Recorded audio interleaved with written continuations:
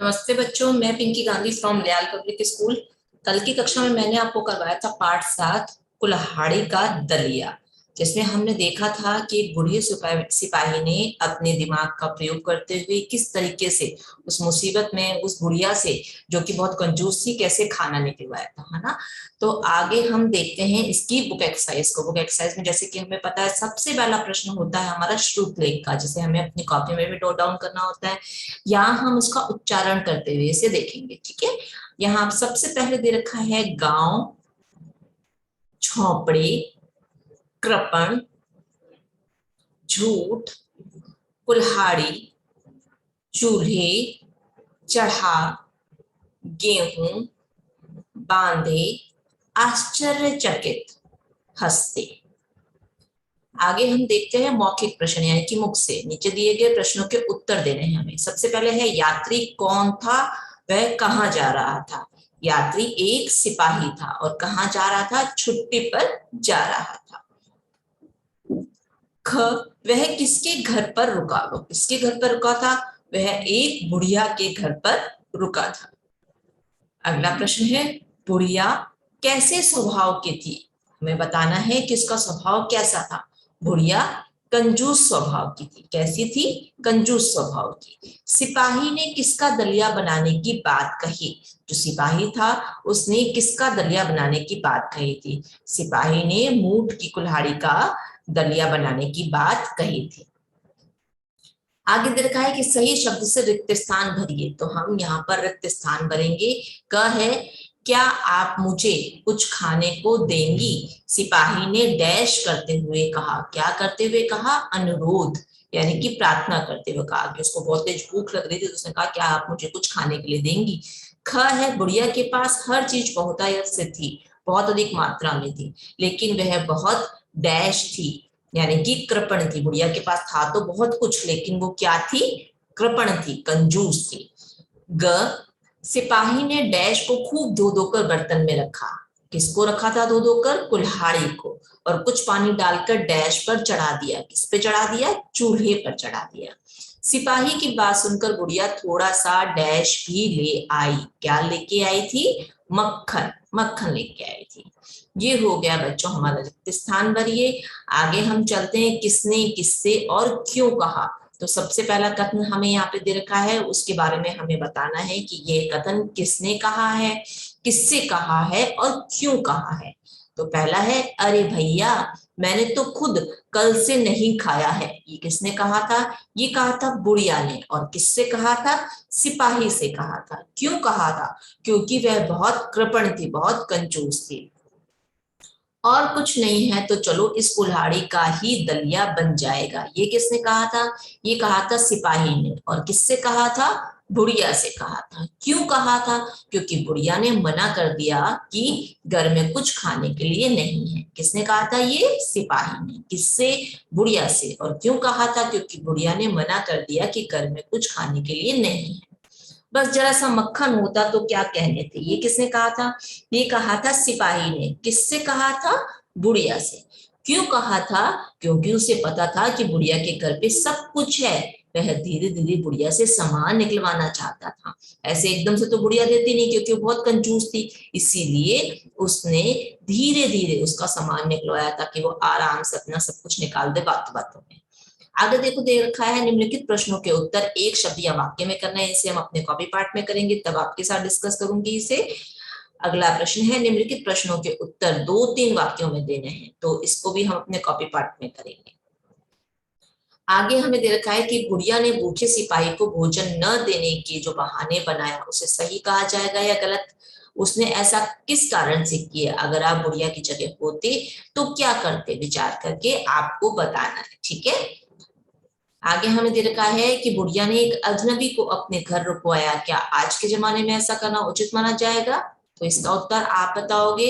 वैसे ये बात एकदम गलत है कि अगर हम किसी व्यक्ति को जानते नहीं है तो उसे अपने घर के अंदर नहीं आना चाहिए, बल्कि आपको तो गेट भी नहीं खोलना चाहिए, अंदर से ही उससे बात करनी चाहिए। कभी घर पे ऐसा होता है कि मम्मी पापा बड़ा जना कोई है जो घर में नहीं है आपके साथ में, आप अकेले हो घर पे, या आप भाई बहन भी हो, मम्मी पापा नहीं है, तो भी आपको किसी अनजान व्यक्ति को गेट नहीं खोलना चाहिए। अंदर से ही पूछना चाहिए कि किससे बात करनी है, क्या काम है। अगर वो बोले कि मम्मी या पापा से किसी से बात करना, तो भी आपको गेट नहीं खोलना चाहिए, आपको बाहर से उसको जवाब देके रवाना कर देना चाहिए, बिल्कुल भी गेट नहीं खोलना चाहिए।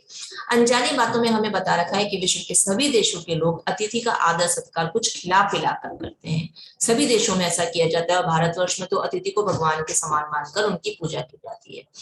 बदलते जमाने में कम समय रुकने वाले मेहमानों को अच्छा माना जाता है। आजकल जिनकी सबकी लाइफ इतनी ज्यादा बिजी होती है, अगर कोई किसी के घर भी चला जाए तो सबको क्या लगता है, जितनी जल्दी आए हैं उतनी जल्दी चले भी जाए, ताकि हर एक का टाइम बच जाए, खराब ना हो।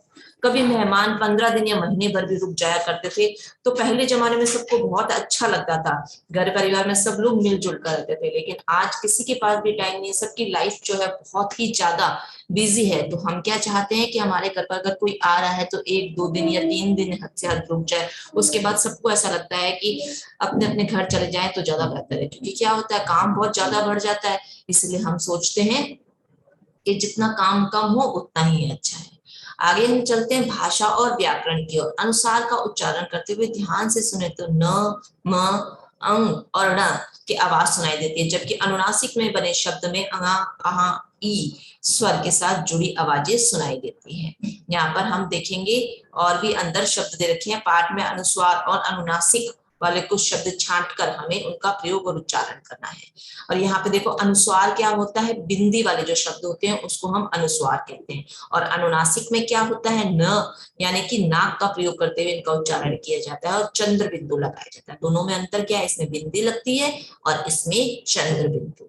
जिसमें बिंदी लगती है उसको हम बोलते हैं अनुसार वाले शब्द, और जिसमें चंद्र बिंदु लगता है, नाक से ध्वनि निकलती है, उसको अनुनासिक बोलते हैं।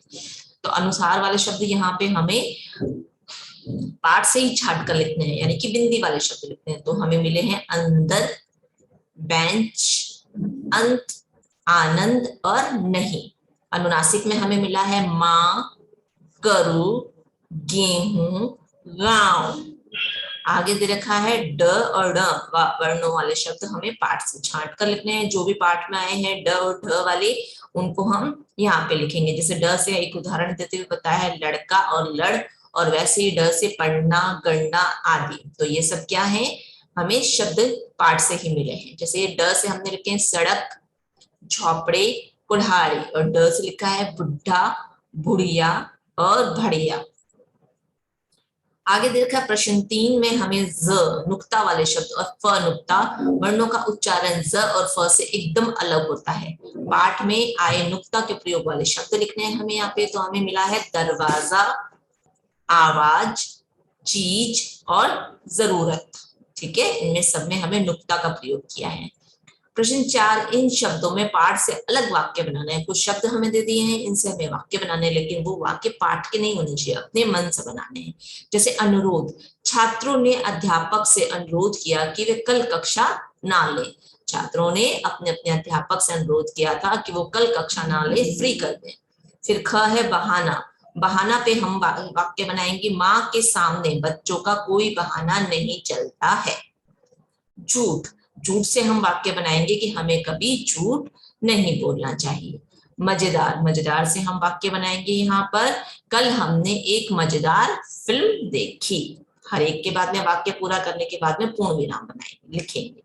फिर है सही विराम चिन्हों का प्रयोग करना है। अरे भैया मैंने तो खुद कल से नहीं खाया है, तो हम विराम चिन्हों का प्रयोग करेंगे। तो अरे भैया के बाद में हम अल्प विराम लगाएंगे और अंत में हम लगाएंगे खड़ी पाई। ख दे रखा है यहाँ पे उसने कहा, अल्प विराम, फिर उद्धरण चिन्ह का प्रयोग करते हुए और कुछ नहीं तो चलो कुल्हाड़ी का ही दलिया बन जाएगा, पूर्ण विराम। इन्वर्टर उद्धरण चिन्ह को यहाँ पर हम बंद कर देंगे। यहाँ से हमने शुरू किया था और यहाँ उसको बंद कर देंगे। उद्धरण चिन्ह में जो बात होती है उसको जो के त्यों ही लिखा जाता है, उसमें कोई बदलाव नहीं किया जाता। तो यहाँ पर है और कुछ नहीं तो चलो कुल्हाड़ी का ही दलिया बन जाएगा। ये बूढ़े सिपाही की बात थी ना, तो जैसे उसने बोली वैसे की वैसे ही लिखी जाएगी, इसलिए उद्धरण चिन्ह का प्रयोग किया है, जिसको हम इंग्लिश में इन्वर्टेड कोमा बोलते हैं। बड़ा बड़ा बढ़िया दलिया तैयार हुआ है। आह, ये किसने कहा था? यहाँ पे बूढ़े सिपाही ने। तो जब ऐसे शब्दों का प्रयोग होता है तो उसके बाद में हम विस्मय आदि बोधक चिन्ह का प्रयोग करते हैं, जिसके जैसे खड़ी पाई लगा के उसके नीचे हम बिंदी लगाते हैं।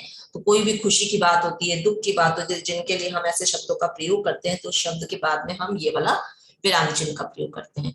बड़ा बढ़िया दलिया तैयार हुआ है, उसके बाद में हमने लगाया है यहाँ पर पूर्ण विराम का चिन्ह। बच्चों, ये हो गई है हमारी बुक एक्सरसाइज पार्ट 7 कुल्हाड़ी का दलिया। अब आपको क्या करना है, इसको अपनी बुक में नीट एंड क्लीन राइटिंग में नोट डाउन करना है। आशा करती हूँ कि आपने पार्ट 7 को खुद से पढ़ा भी होगा, समझा भी होगा। अब आपको क्या करना है, नीट एंड क्लीन राइटिंग में इसको नोट डाउन करते हुए अपने अपने सब्जेक्टिव टीचर्स के पास इसको सेंड करना है। आपको पता ही है हमारे एग्जाम में काफी हद तक जो पार्ट है वो बुक एक्सरसाइज से ये आता है। तो आपको क्या करना है, नीट एंड क्लीन राइटिंग में नोट करते हुए इसे सेंड करना है। कल की कक्षा में मैं इसके कॉपी पार्ट को करवाऊंगी। आज की मैं मेरी कक्षा यहीं समाप्त कर रही हूँ। धन्यवाद।